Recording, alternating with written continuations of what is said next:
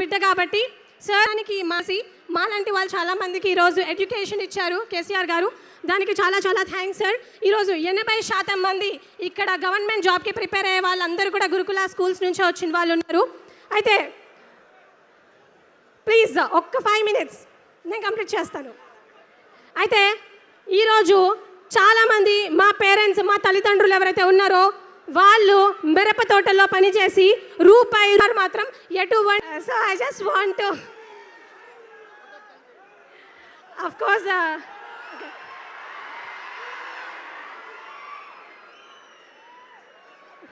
ఈరోజు కాంగ్రెస్ ప్రభుత్వము ఇష్టం వచ్చినట్టు జీవోలు తీసుకొచ్చి విద్యార్థుల గొంతు కోసే విషయం అందరికీ వాస్తవమే. నేను అందులో ఒకే ఒక జీవో గురించి మాట్లాడుతున్నాను. And more over according to periodic labour force survey claim చేస్తున్నానని అన్నారు. హే और बोलता है कि रिजर्वेशन लागू होनी चाहिए, सोशल जस्टिस लागू होनी चाहिए, डेमोक्रेसी लागू होनी चाहिए. यहाँ कोई भी उनकी जांच करती है. क्या यही है लोकतंत्र? क्या यही है राजनीति?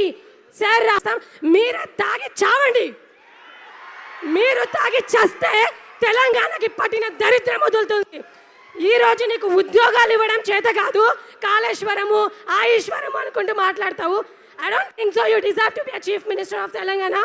And moreover, sir, మా వలసపేట పాలమూరు జిల్లా గురించి కూడా నేను ఒక విషయంలో ఫినిష్ చేస్తాను సార్.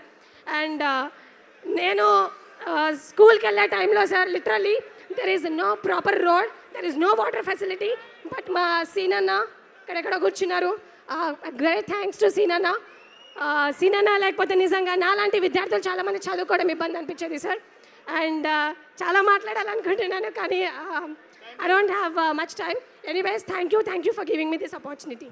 ఈరోజు కాంగ్రెస్ చేస్తున్నటువంటి పాలన అతి ఎట్లా ఉందంటే మనని దోసుకోనికే కాంగ్రెసే పుట్టిందా అనిపిస్తుంది. అందుకే ఈరోజు నిరుద్యోగ యువకుల నుండి శోక సంతాప హృదయంతో కాంగ్రెస్ కు ఘనమైన నివాళులు అర్పిస్తున్నాం. ఈ రోజు చూసుకున్నట్లయితే ఆయన మేనిఫెస్టోలో చెప్పిండు 1 సంవత్సరం లోపల 2 లక్షల ఉద్యోగాలు ఇస్తామని.